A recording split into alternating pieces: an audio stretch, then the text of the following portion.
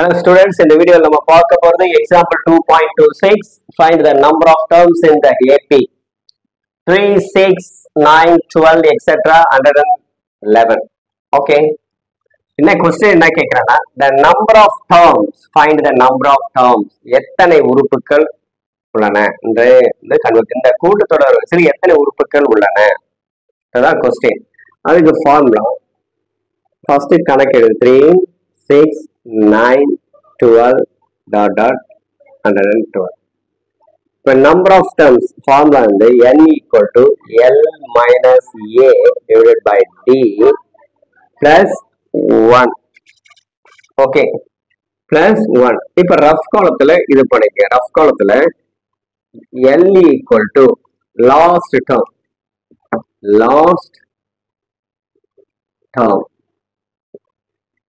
that's equal to in the last 111. Okay, a is the first term. A equal to first term 3.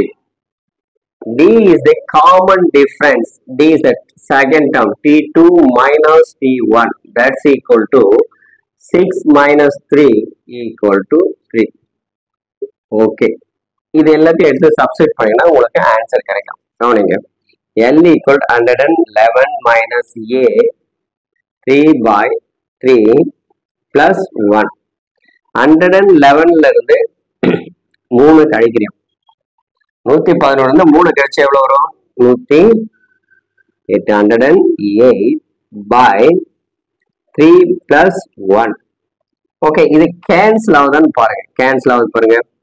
3 3s are 9. Remainder 1. 6. 6 3s are 18.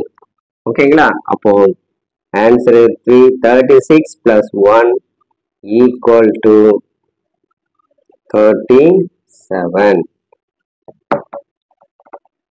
Equal 37. அப்ப therefore answer எழுதுறோம். எப்படி எழுதுறோம் பாருங்க. Therefore the number of terms contains in AP is 37. அவ்வளவுதாங்க. மொத்தம் எத்தனை உறுப்புகள் உள்ளன? 37 உறுப்புகள்.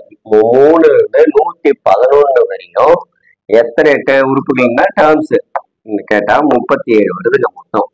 ஓகே, இந்த வீடியோ பிடிச்சிருந்தா லைக் பண்ணுங்க, ஷேர் பண்ணுங்க, மறக்காம சப்ஸ்கிரைப் பண்ணுங்க. மீண்டும் அடுத்த வீடியோல சந்திப்போம். பாய்.